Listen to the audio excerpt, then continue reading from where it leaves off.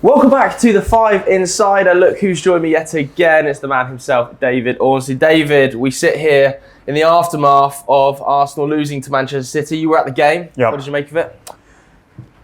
It was confirmation of what I think most of us have known, that Manchester City are a class above anybody in the Premier League, and that includes a team that still are the leaders for now, but the expectation is that they will overhaul Arsenal and go on to retain their Premier League title, maybe even win a treble this season. They're an absolute Goliath of a football team, and Pep Guardiola, staff, players, execs should be incredibly proud of what they've produced. They seem to be peaking at the perfect time, not for the first time, but this team seems to be more robust. It has filled its needs in terms of Erling Haaland, plugging that striker gap. Arsenal will be disappointed, but philosophical as well. Their real regrets will come from the previous three games against Liverpool, West Ham and Southampton in particular. I don't think they can have many complaints on the night against Man City. Maybe the one gripe would be that individual errors still plague their performance in terms of Thomas Partey in particular for the first and second goals, maybe Martin Odegaard for the third. And now they'll have to lick their wounds, get themselves back up for the Chelsea match on Tuesday, which is a good opportunity for them to remain at the top of the Premier League, and then see what happens with City and hope that for some reason they slip up and Arsenal's record is perfect and unblemished. I think that is going to be a really tough task given what we've seen in the last four games, given the mental effect it might have on them. And City's fixtures, even though they've got more, are more winnable. The one thing I've got to say is that Arsenal should be incredibly proud of their season. I think reaching the Europa League would have been a step forward in this campaign. The fact that they're going to play Champions League football next season is a massive leap forward. It will help them in the market as well. They've reconnected with their fan base. The club is moving in the right direction. And so I don't think there's anything to be too downbeat about in the bigger picture, even though there will be sadness about what's happened of late. Yeah, absolutely. And they are still in this title race. They are still currently top of the table. I think a few Arsenal fans as well, we mentioned some individual performances they were pointing to Rob Holding playing last night in the absence of William Saliba. Obviously, we saw in your column this week some news about William Saliba. Is that worse than first feared? Are there genuine concerns that he might miss the rest of the season? So Saliba was injured on the 16th of March. There have been some suggestions he was already carrying it from the Fulham game into the Sporting Lisbon Europa League second leg. To rub salt in the wound, they then went out of that after he got substituted. So he really, with hindsight, shouldn't have played. And it's this lower back issue that seems to be quite complicated in nature. We don't know the exact details, but Arsenal have been monitoring him throughout. The first couple of games they won 4-1, 4-1.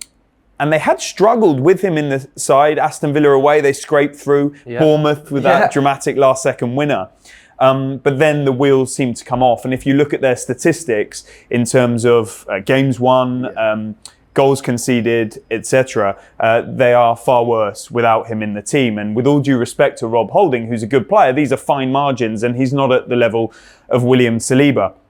And so what we revealed in my Monday column on The Athletic is that he won't only be out for the Man City game, but very likely to be out for Chelsea on Tuesday as well. And now it's looking increasingly probable that he will miss the rest of the season. That is not confirmed because Arsenal will continue with these assessments. But the most recent checks that have been made have not brought the progress that Arsenal or Saliba were looking for. He's not sufficiently healed in a way that would bring him back into contention for selection. And they have a key player here who has a body to look after, to prepare for next season and to get back in the right shape rather than quickly. He's 22 years old. And I think they've got to be very cautious of potentially causing more long-term damage by rushing him back or him rushing himself back. And so it's really bad news for Arsenal and for Saliba. There's also a bigger picture here in that he is out of contract in the summer of 2024. We've seen Martinelli was sorted out. Then there's an agreement with Saka that hasn't been, to our knowledge, signed or announced yet. Let's see what happens on that front, but I'm not aware of any glitches. And then it comes to Saliba, and we haven't had any evidence to suggest that there's an agreement close or in place yet for that. So that kind of underlines his importance since he's been out, and that may play into the contract negotiation. But for the time being, it's a player that Arsenal are going to have to do without. And we've seen the impact of that. And unfortunately, Rob Holding's had a tough time since he came into the side. The penalty conceded at Liverpool, the turnarounds against West Ham, and then Arsenal struggles against Southampton. And then really against Erling Haaland in particular yesterday, he was outplayed. And it may also give Arsenal some food for thought when it comes to the summer transfer window, because I think Holding himself is only under contract until 2024. So will Arsenal look to trade him for the last time? Well, you could do it in January of 2024 if he doesn't sign a new deal. Well, they look to bring in more reinforcements with the Champions League campaign. They brought in Kivior for the left-sided centre-back, but I think he was only ever seen as an option rather than a starter. And it's one of many questions that Arsenal and their hierarchy, their recruitment staff will be facing as the summer approaches. But also Arsenal's fall-off in terms of results, as perhaps underlined, is that they don't have the strength in depth of squad that they would ideally like. For example, many felt that Ben White should be deputising at centre-half, where he has excelled since joining Arsenal and Brighton and Leeds previously. But he's been moved to right-back because Tomiyasu is injured. And maybe Arsenal and Arteta had a vision that he would be best deployed there in the future. If he was moved to central defence, I was thinking at the Etihad last night, who would play right-back?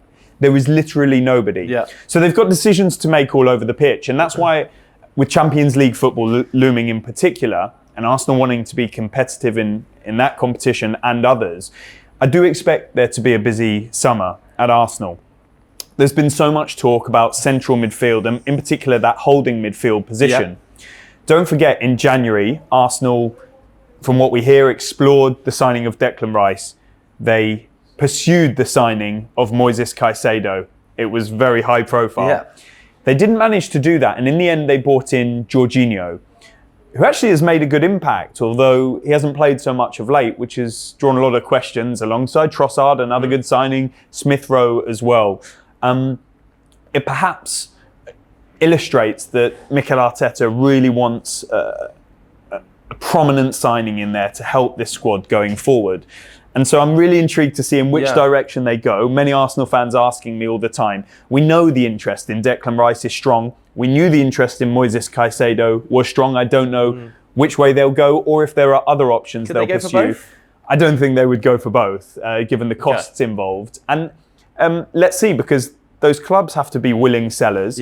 We don't know what the Arsenal budget will be. I think there is also a desire at Arsenal for maybe a more advanced central midfielder, if the money allows. That's why they're among the clubs that like Mason Mount. There's a strong interest in him, which I think Charles Watts in Goal reported last week. Yeah, absolutely. And they play Chelsea, of course, coming up on Tuesday. A Chelsea side that are just all over the place right now, you'd have to say, on the pitch, especially 5 losses in a row under Frank Lampard. But there is news potentially of a managerial appointment for the long term coming.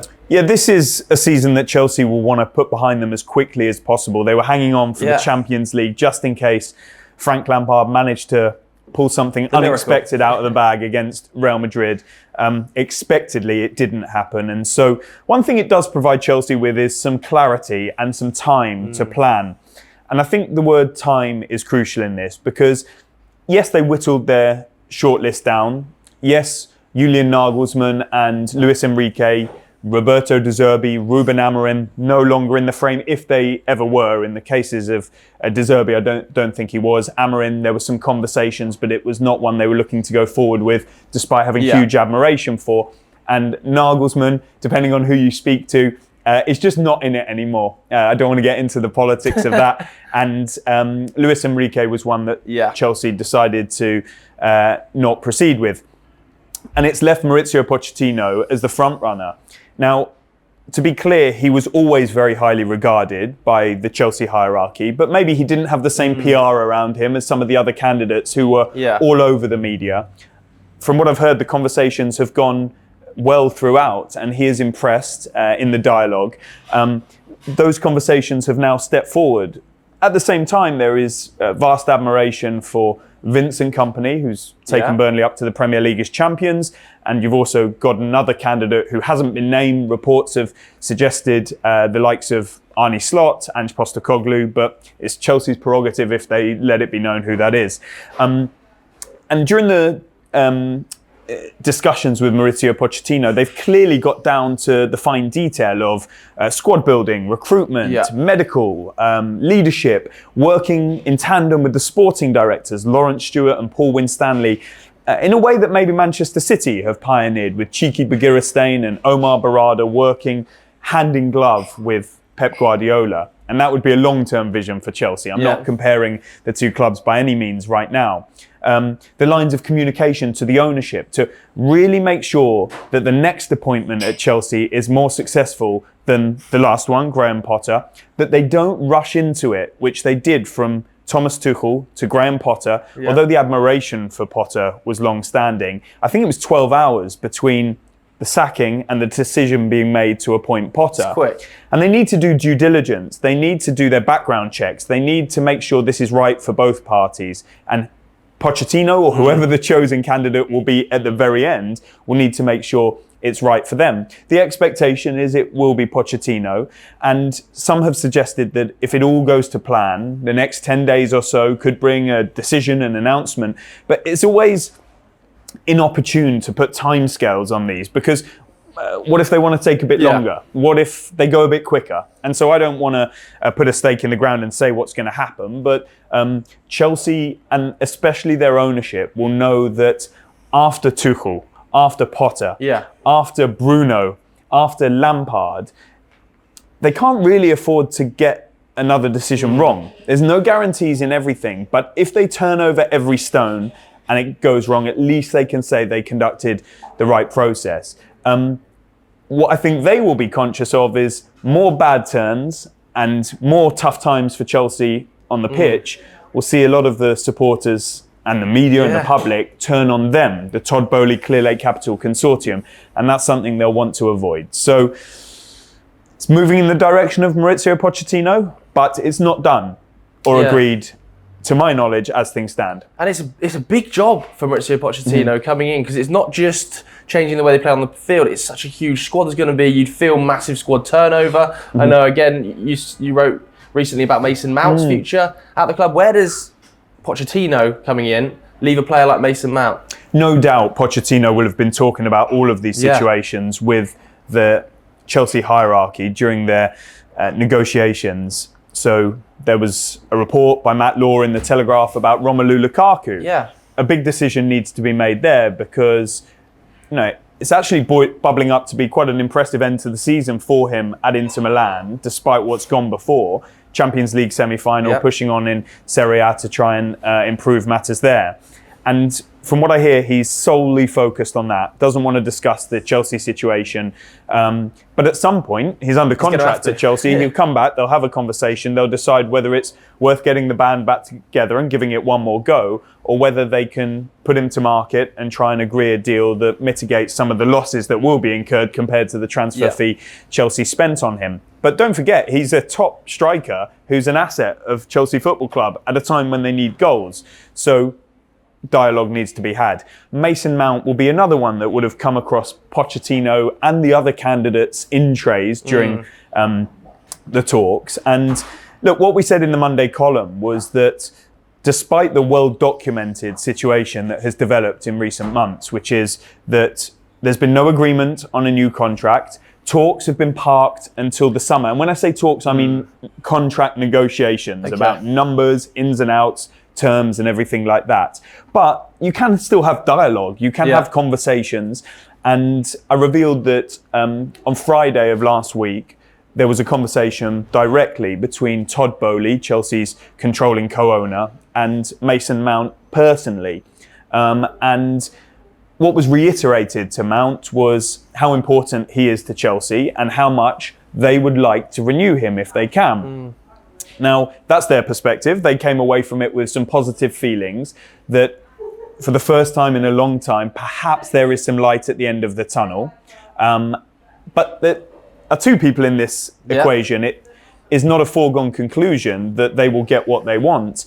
And especially when there is growing interest in Mason Mount from the likes of Liverpool, from Manchester United, from Arsenal, from Thomas Tuchel, who is very fond of him because he managed him, Whether his club Bayern Munich are backing him on that, we'll have to wait and see. And so it's a massive decision for both parties. Chelsea's view is either we renew or we'll sell. Mason Mount has the power, I guess, to stick around for another year if he doesn't want to sign a new contract and leave as a free agent in the summer of 2024. And the managerial appointment will play into decisions like those two, like Aubameyang, like Hakim Ziyech, like Conor Gallagher, like Ruben Loftus-Cheek. The list goes on. So many players, isn't It's a massive summer ahead for Chelsea. Yeah, absolutely. It's also a massive summer, you would suggest, for Tottenham Hotspur. Yeah. Because in a similar situation to Chelsea, in that they're still looking to appoint a permanent manager. We've seen the interim manager out. We've seen another interim manager come in Ryan Mason. I mean, where are we at with the Tottenham Hotspur managerial situation? Because I saw reports this morning and quotes from Ralph Rangnick kind of pushing or leaning Julian Nagelsmann towards that position. Is it realistic that he could, say no, or however you want to talk about that situation between Nagelsmann and Chelsea, say no to Chelsea and then take a job at Tottenham? Firstly, some people have said there is no process going on at Tottenham. That's not true, but it maybe hasn't had the same publicity as some of the processes elsewhere. It wasn't helped by the fact that Fabio Paratici resigned. He would have been involved in this sort of situation very closely. And they've had a lot going on at Tottenham. Yeah. Conte left, Stellini has now gone. It's not the easiest time at the club. But candidates have been shortlisted for quite some weeks now. They include the likes of Nagelsmann, conversations taking place, Enrique. We see reports of Slot again, similar names with Chelsea. Vincent Kompany too. And I think Nagelsmann's a really interesting case that Tottenham are clearly looking into. Again, it will be a decision for him as well if it comes to it. Do you want to proceed with it? There were some reports from Germany saying he is quite keen to proceed with it. And what you reference on Ralph Rangnick is I think he was speaking on German television in which he, in some way, shape or form, gave his blessing to the idea of it happening. He's this sort of godfather of German football. Which also raises the question, will they replace Fabio Paratici? With Ralph Rangnick. With Ralph Rangnick. We're not suggesting that. But, they will be giving consideration to a sporting director. Do you do that before a head coach? Do you do it after? You might not do it at all, because what Tottenham have built, and they don't get much credit for, but deserve it, is quite an impressive sporting structure behind the scenes. So the likes of Greta Steinson coming in from Everton, Andy Scolding from Rangers, and others behind the scenes at youth and senior level. They're working on their data, their analytics, their scouting processes. Many Tottenham fans say Daniel Levy needs to step back. Well, he already has stepped back quite significantly. Okay. And they've got the appointment of Scott Munn coming in as Chief Football Officer. He used to work at the City Football Group. And so he will provide another layer before you get to sort of board and ownership level. Of course, Daniel Levy will have to step back in when necessary, such as the Stellini sacking, such as the decision which was ultimately led by the players to refund fans for that ticket price at Newcastle. But Tottenham are going to be proceeding with these conversations, and I think what they're conscious of is that Ryan Mason's been placed in temporary charge. He's going to galvanise in terms of the team, the players, the fan base, the staff, because he knows Tottenham inside out. He's a young figure who is highly regarded as an emerging coach, whether it is going to be at Tottenham or elsewhere. And if he gives Tottenham a spectacular end to the season, there's nothing to say that he won't come under consideration, even though he is very young and doesn't have a coaching staff around him. And I think he spoke in the news conference before the Man United game. He did. So I'm not afraid of this sort of opportunity, and I do feel ready, and I like to hear that from Mason. Perhaps that takes a little bit of the heat off the hierarchy for a short time, even though the atmosphere will be quite tense, presumably, at the Man United match. And so Nagelsmann, to my knowledge, it's not a done deal or anything like that, or with anybody, but there is a process taking place there. And I think Tottenham now have an opportunity to maybe wipe the slate clean after a lot of mistakes that have been made and a lot of things that I think they would regret. If you look at the bigger picture, they have built really impressively in terms of establishing themselves in the top reaches of the Premier League, staying there, building a new training ground, building a new stadium. They've developed revenues. They have spent quite a lot of money. and they have maybe not spent it as well as some people would like to see. But I think a bit of balance is needed in this conversation. It's not as black and white as Daniel Levy's bad, he should go. Tottenham manager's bad. There is a bit of nuance in all of this. One person that won't be coming back to Tottenham is Mauricio Pochettino. Yeah, and I suppose from a player's perspective, we spoke about there, what must Harry Kane be thinking during this? Because his contract is up next summer, isn't it? Of course, he's going to be interested in this summer from a lot of clubs. Does the managerial situation have any bearing on his thought process as to whether he wants to stay or leave? I think it'd be naive of us to think that the manager situation is not going to be a consideration for Harry Kane, because he's out of contract in the summer of 2024, so he's approaching his final 12 months. He'll be considering the project, the trajectory, the chances of winning things, who's going to be leading the team. Now, it's not his decision, but he is a senior player there with some influence, I'm sure. And some initial dialogue, as I reported, had started, which I presume would have taken place with Fabio Paratici, who's now not there. And so, to my knowledge, the contractual situation is going nowhere right now. Not to say it won't pick up at some point, not to say it won't happen at all and he enters his final year. The stance of Tottenham has been that we don't want to sell Harry Kane. Yeah. We're not even thinking about that at the moment because our priority is to renew his contract, even if that means going into his final season, even if it means doing it late in the day.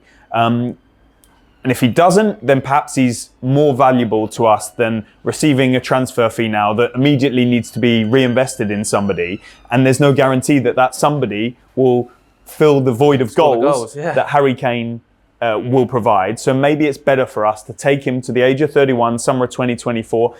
And if we haven't managed to renew him and he leaves for free then we will address that problem then, rather than doing so now and giving him to somebody else at the age of 30 and losing that asset. It's a big thing. And I just wanted to pick up on the Pochettino point. Many Tottenham fans are saying, why are we not bringing Pochettino back to our club if a club as big as Chelsea want to employ him? These things are not always binary. Yeah. Mauricio Pochettino had a great time at Tottenham. Towards the end, it did not finish well. The final season that he was there, leading up to the Champions League final, you may remember the results had... all over the place. They were all over the place. Had really diminished. They weren't playing well. They got to the Champions League final. They didn't win it.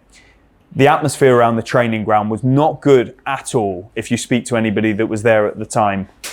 A lot went on that perhaps us in the public don't necessarily know or hear about. The next season didn't start well, and very soon he was sacked. For many reasons, they might not want to go back, and from what I hear, that's a unanimous view in the hierarchy, that it would be better to move on, like a marriage maybe that has fallen apart. It won't work second time round. There is certainly going to be a view deep down, whether it's inside Mauricio Pochettino himself, I'm not sure, because I think he would have been open to coming back. But those around him, all of us, probably know that it's not quite right. A very different club now. Maybe it will work at Chelsea. Maybe it wouldn't have worked at Tottenham. And so I think when you hear the crowd singing his name, it is understandable. It is awkward. But there are a lot of reasons why this was probably not the right thing for Tottenham to do. I think it's leaving a void in Tottenham fans while they don't have a head coach. Exactly. And that's producing anger. If Tottenham get that next appointment right, and they get on the training ground and they recruit well and they start next season well, then a lot of that anger will be allayed and Tottenham can start to build their way back up to the level that they want to be at. Who is leading that search for Tottenham's new manager? Because, like you said, Paratici has now moved on. So is that purely on Daniel Levy now to pick that next manager? Because we saw, when they first appointed Nuno, for instance, they were going through 6-7 candidates to get to that man. Is that the case this time around, or is it a more streamlined process? Well, we talk about mistakes being made, and that's a great example. The summer of 2021, which was chaotic because Fabio Paratici had just arrived. They needed to appoint a new head coach as he was arriving. So suddenly they would have had thoughts themselves. Then he comes in and he would have had thoughts. They went for Antonio Conte. They didn't get him. They ended up going for Nuno with multiple other names that I haven't mentioned, such as Gennaro Gattuso was in that mix. Erik ten Hag was spoken to as well. Nuno was ultimately a disastrous appointment. They turned back to Conte, got him in. And so Tottenham won't want a repeat of that level of chaos. This time round, there is a bit of chaos because of Paratici's situation. So Daniel Levy, of course, will be overseeing this, which I don't think anybody would expect that he doesn't in the circumstances. But it is a collaborative effort because you've got guys like Steinson and Scoulding and Scott Munn to come in as well. He doesn't officially start yet, but perhaps he has some input.